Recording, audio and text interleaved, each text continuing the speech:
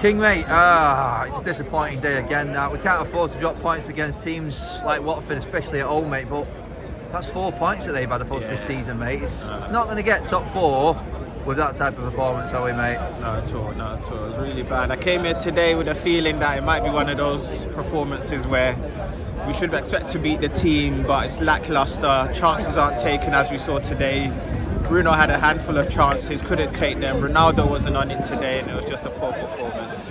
BRUNO could have done that trick in the first half, mate. Honestly, couldn't he? I mean, again, how many times are we going to see these forwards just keep on missing chance after chance and letting us down, mate? Yeah, it's getting really bad now. I think at the end of the game we had about 6 forwards on, still couldn't get a ball in the back of the net. Missed opportunities, getting into the final third, misplaced passes. It was just really bad today. And it seems to be like a mental block, doesn't it? We get through the first half without going in front.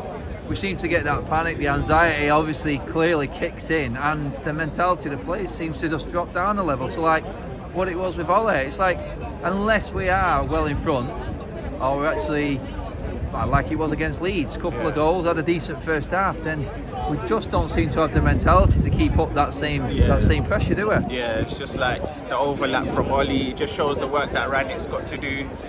Or even the new man, whether it's Poch or if it's Ten Hag, it's just a mentality that's got to be taken out of the players. It's a reset and a rebuild, so it's a lot of jobs to do.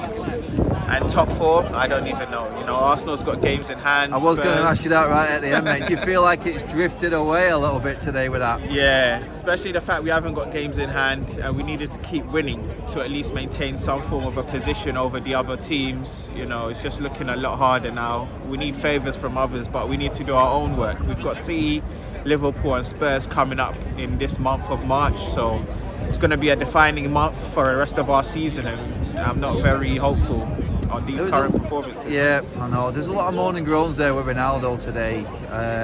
Another poor performance by his so-called standards, mate, innit? And you're all thinking, is he going to sub him off? Is he going to sub him off? He seems to be undroppable at the moment, and is he an issue right now in this team, or is it just a case that we just cannot play the way that Ronaldo needs to play at the age he is now? Yeah, I think it's more accommodating to his age. He's 37 now. He hasn't got the pace anymore. He hasn't got the legs to run up and down or even press from the front. So it's almost like we have to baby him, you know, get the ball to his feet and get him a clear chance to hit the back of the net. He had a great chance today.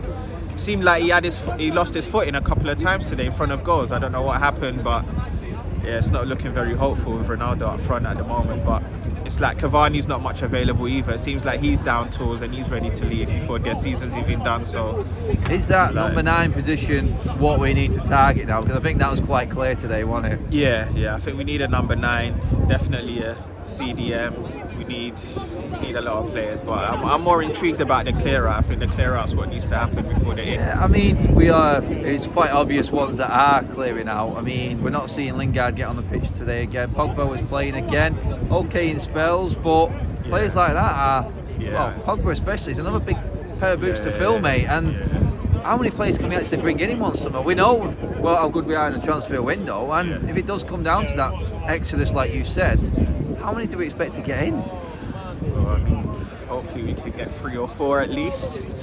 I mean, you say there, it's like going into that again. If Pogba leaves, Lingard leaves. Don't know what's happening with Greenwood. Cavani's gone. Yeah, Donny, is he going to come back or is he going to leave? You know, he may even bringing back the likes of Donny and Martial, mate, back into this team to see it. But I mean, I'll get into it again there before we finish, mate. I mean, looking at it now realistically, top 4 is important.